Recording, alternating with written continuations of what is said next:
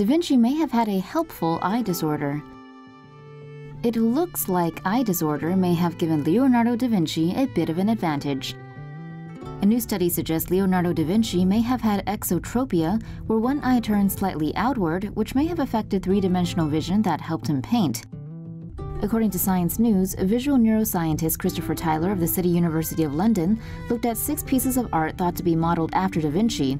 5 of the works show an eye misalignment consistent with exotropia, leading Tyler to think Da Vinci may have had intermittent exotropia.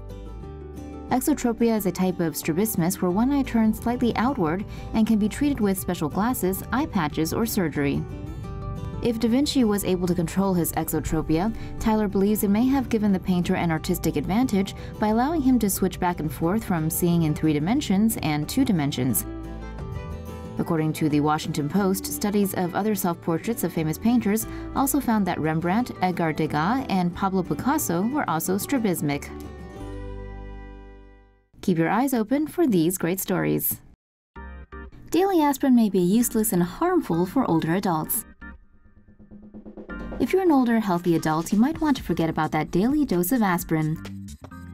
According to a new study published in the New England Journal of Medicine, taking a daily low-dose aspirin may have no benefit or might actually be harmful to healthy older adults. According to NPR, the study followed more than 19,000 people aged 65 and older in the United States and Australia for an average of 4.7 years. Participants were given 100 milligrams of aspirin daily or a placebo. According to NBC News, at the end of the trial, 90.3% of the aspirin-treated patients were still alive, compared with 90.5% of those given placebos. The rates of physical disability and dementia were similar in both groups, while the rates of coronary heart disease, heart attacks, and strokes were also similar. The study found a significant risk of internal gastric bleeding in the aspirin-treated group, as well as a slight increase in cancer deaths within the same group. According to Anne Murray, a geriatrician and epidemiologist at Hennepin Healthcare in Minneapolis, who helped lead the study, we found there's no discernible benefit of aspirin on prolonging independent, healthy life for the elderly. Scientists find key to slowing the aging process in mice. Want to live forever? The fountain of youth can be at your fingertips. You just need to transform into a mouse first. According to a University of Minnesota Medical School press release, scientists have found that aged mice treated with fisetin found in many fruits and vegetables has significant positive effects on health and lifespan. As people age, they accumulate damaged cells. As these cells reach a certain level of damage, they go through cellular senescence, whereby they stop dividing. Older people can't clear these damaged cells out as effectively. These damaged cells then begin to accumulate and cause low-level inflammation and release enzymes that degrade tissue. Researchers found that fisetin reduced the level of damaged cells in older mice and published their findings in the journal eBiomedicine. According to one of the study's authors, Paul D. Robbins, these results suggest that we can extend the period of health, termed health span, even towards the end of life. Further research will need to be carried out to see if these results can be reproduced in humans. U.S. infants are eating way too much sugar. Here's some good news for health-conscious parents. American toddlers are basically black holes for processed sugar. A new study by the Centers for Disease Control and Prevention finds that U.S. infants are consuming excessive amounts of sugar that even exceed maximum levels recommended for some adults. The study looked at more than 800 children between 6 months and 23 months who had taken part in the 2011 and 2014 National Health and Nutrition Examination Survey, where parents were told to record every item their child ate or drank during a 24-hour period. Researchers focused on the sugar added during food preparation or processing, such as cane sugar, high fructose corn syrup, and honey, not natural sugars found in fruit or milk. The results showed toddlers 12 to 18 months consumed 5.5 teaspoons of sugar per day, while toddlers 19 to 23 months ate 7.1 teaspoons a day.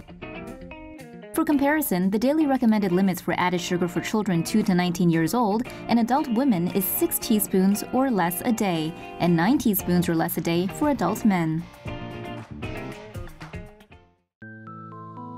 That's a bummer. A new study published in Current Biology determined BPA-free plastic products aren't necessarily safer.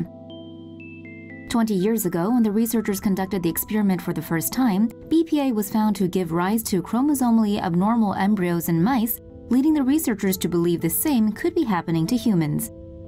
BPA was found to interfere with the endocrine system in the body, which regulates everything from fertility to brain development. In this new study, researchers used BPS, a bisphenol which is used to replace BPA, and found the mice in the study all began to develop reproductive problems even though they were kept in BPA-free cages, similar to their previous study. BPA was found to affect the developing brain, heart, lungs, as well as other organs in the body. The researchers are warning the public about the dangers of different types of plastics used in consumer products, as they could ultimately affect the body. A researcher involved in the study said plastic containers should never be put into the microwave or dishwasher because this causes the chemicals in the container to leak out. Woman's advanced breast cancer cured with immunotherapy. Could this be a game changer? A woman's advanced stage breast cancer that has spread to other parts of her body was cured using her own immune cells. It marks the first time a T-cell immunotherapy application for late-stage breast cancer was successful. Doctors from the National Cancer Institute in Maryland first took biopsies from the woman's tumors and looked at the DNA mutation specific to her cancer. Physicians then extracted immune cells called tumor-infiltrating lymphocytes, TILs, from the biopsies. Billions of these immune cells were then grown in the lab. The researchers then injected 80 billion of the TILs into the woman's body.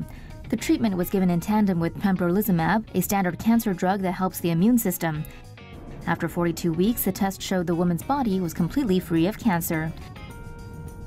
According to The Guardian, researchers are now planning full-scale clinical trials.